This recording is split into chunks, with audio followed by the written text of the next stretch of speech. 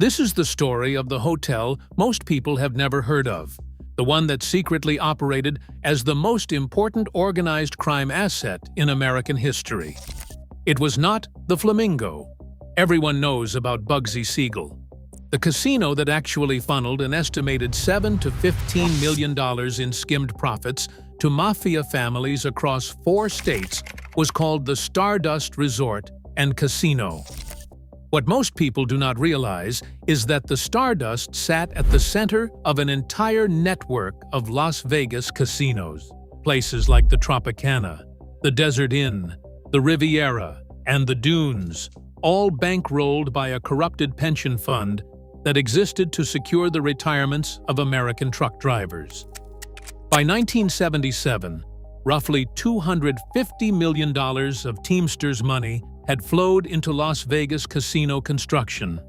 Mob families used front men to hold the properties on paper, while real control stayed in back rooms across Chicago, Kansas City, and Cleveland. What follows is the story of how organized crime secretly built Las Vegas, and how one accidental FBI wiretap brought the entire operation crashing down. The founder who died at the craps table. A flamboyant bootlegger named Tony Cornero, who went by the nickname The Admiral, dreamed up the Stardust. $650,000 bought him 36 acres on the Las Vegas Strip in 1954, and he broke ground on what would become the world's largest hotel. None of it mattered. On July 31, 1955, Cornero collapsed and died at the craps table inside the Desert Inn, having already burned through over $3 million with the resort still only 70% complete. Rella Factor, wife of a Chicago figure linked to Al Capone, purchased the property in January 1958 for $4.3 million and finished the build with an estimated $3 million furnished by Chicago bosses Tony Accardo and Sam Giancana. Opening night was on July 2, 1958, with 1,065 rooms, a 16,500 square foot casino floor ranked as Nevada's largest, and a 105-foot swimming pool. Cleveland syndicate boss Mo Dalitz grabbed operational control through a long-term lease by December 1959. From day one, the Stardust never really functioned as a legitimate business. Every piece of it was engineered to move money from the casino floor to mob families spread across the country. The full operation would not lock into place, though, until the mid-1970s, when a young, clean-cut Vietnam veteran walked through the door. Alan Glick, a 32-year-old San Diego real estate investor, acquired the Stardust in 1974 through a company called the Argent Corporation. He looked perfect on paper. A decorated Vietnam veteran holding a Bronze Star and 3 combat air medals, he had no criminal record and appeared completely clean. $62.7 million from the Teamsters Central States Pension Fund turned Glick into the second-largest casino operator in Nevada, behind only Howard Hughes. Argent controlled the Stardust, the Fremont, the Hacienda, and the Marina, all at once. And that's where the performance ended. Frank Lefty Rosenthal, installed in October 1974 as executive consultant at $250,000 a year, ran all 4 casinos. That title existed for one reason only. It did not require a gaming license.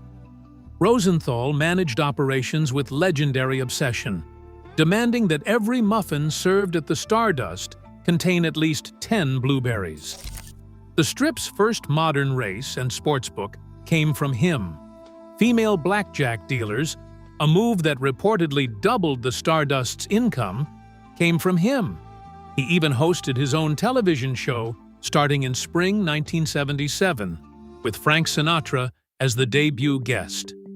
Behind all that showmanship, Rosenthal fed a skim pipeline to 4 mafia families. The skim, how millions vanished. The mechanics of the skim were almost stupidly simple.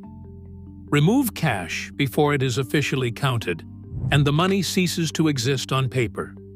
Rigged coin-weighing scales drove the primary operation. Coins pulled from slot machines went to the hard count room, where staff weighed them rather than counted them individually. Slot supervisor Jay Vandermark made sure his own guy read those scales, reporting weights lower than actual totals. Thousands of dollars vanished every single day through that gap. Table game skimming worked differently, relying on bogus fill slips, accounting forms generated when a gaming table needs more chips. False fill slips showed chip deliveries to tables that never received anything, and the equivalent cash walked out of the cage. Nevada Gaming Board agents eventually found persistent mismatches between fill slips and actual deliveries, but the cage always balanced perfectly, which proved money matching the phantom fills was being physically removed. A 1978 audit uncovered $7,200 in unaccounted quarters sitting in the Stardust vault. That single discovery unraveled a scheme estimated at $7 to $15 million, skimmed between 1974 and 1976 from slot machines alone. Each participating crime family in Chicago, Kansas City, Milwaukee, and Cleveland collected roughly $40,000 per month, delivered by couriers carrying cash in brown paper bags.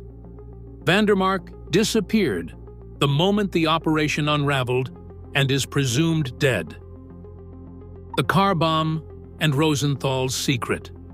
On October 4th, 1982, someone wired a bomb beneath Rosenthal's 1981 Cadillac Eldorado while it sat outside Tony Roma's restaurant at 620 East Sahara Avenue. Turning the ignition sent flames shooting from the defroster vents, and then a massive explosion ripped through the car. Three things kept Rosenthal alive. The driver's side door was still hanging open, which blew him onto the pavement instead of trapping him inside. A steel stabilization plate unique to that model year deflected the blast downward, and blind luck handled the rest. Nobody ever solved the bombing. Rosenthal relocated to Florida and died of a heart attack on October 13, 2008, at age 79, in Miami Beach. Then, the Las Vegas Review-Journal published something nobody expected. Rosenthal had operated as an FBI informant under the codename Achilles. That role started even before the car bombing. Whenever anyone asked him about skimming during his lifetime, he never budged. He answered, "Negative. If I were guilty, I would have been charged." The accidental wiretap that ended everything. The FBI investigation that destroyed mob control of Las Vegas started almost entirely by accident. In the spring of 1978, the FBI organized crime squad in Kansas City planted hidden microphones inside a place called the Villa Capri restaurant. Local mob murders drove the investigation, not Las Vegas casinos. FBI supervisor Bill Owsley admitted it later. Las Vegas was the last thing on our mind. Instead of picking up murder talk, agents overheard Kansas City Mafia members discussing skimming operations at Las Vegas casinos. Over 4 years, the FBI accumulated at least 12,000 hours of recorded phone conversations. Operation Strawman targeted first the Tropicana, then the bigger prize, the Argent Corporation casinos. Alan Glick took the stand under immunity and described how he had been recruited as a frontman, and how Kansas City underboss Carl "Tuffy" DeLuna threatened to murder his sons one by one if he refused to sell Argent immediately. Verdicts came down on January 21st and 22nd of 1986 and gutted the organization. Chicago boss Joseph "Joey" Doves Ayupa drew 28.5 years plus an $80,000 fine. His underboss, John Jackie the Lackey, Cerrone, received the identical sentence. Milwaukee boss Frank Balistrieri entered a guilty plea alongside multiple other high-ranking mobsters. Cerrone, standing in front of the press, asked only one thing: print something good about me. Then he added, "A sentence of 1 year or 40 years makes no difference because it will be my death sentence." The violent end. Chicago's enforcer in Las Vegas, Tony the Ant Spilotro, had been running out of room since the early 1980s. The FBI linked him to between 22 and 25 murders. A crew he ran, called the Hole in the Wall Gang, generated constant heat. But what sealed his fate was not law enforcement. Spilotro started an affair with Jerry McGee, the wife of his longtime associate Frank Rosenthal. That violated Mafia code in a way Chicago leadership could not ignore. June 14, 1986, 5 months after the strawman verdicts, Tony and his brother Michael left believing Michael would be inducted as a made man. Roughly 15 mobsters waited for them in the basement of a house in Bensonville, Illinois. Both brothers were beaten to death with fists and feet. Tony reportedly asked, "Can I say a prayer?" and received no reply. Their bodies ended up buried 5 feet deep in a cornfield near Enos, Indiana. A farmer spotted disturbed soil 8 days later, and Tony's brother, Patrick, a dentist, identified the remains through dental records. Nearly every physical trace of mob-controlled Las Vegas has been wiped from the Strip. The Stardust shut its doors on November 1, 2006, and was imploded on March 13, 2007. Resorts World Las Vegas occupies that ground today. The Tropicana closed on April 2, 2024, was imploded on October 9, 2024, and a $1.5 to $2 billion Major League Baseball stadium for the relocating Oakland Athletics is planned for the site. Law enforcement alone did not push the mob out.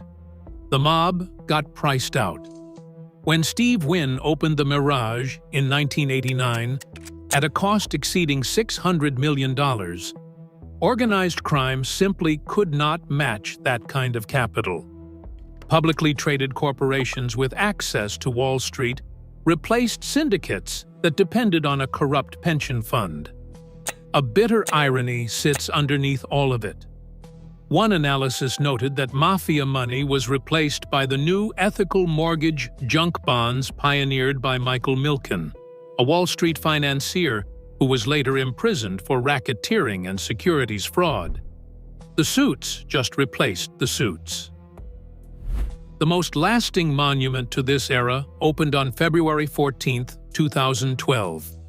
The Mob Museum is housed inside the very courthouse where organized crime first faced investigation on national television.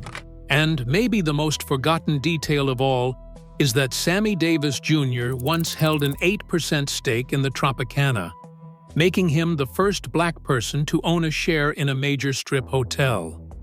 A fact almost nobody remembers, about a building that no longer exists, from an era Las Vegas would rather not talk about.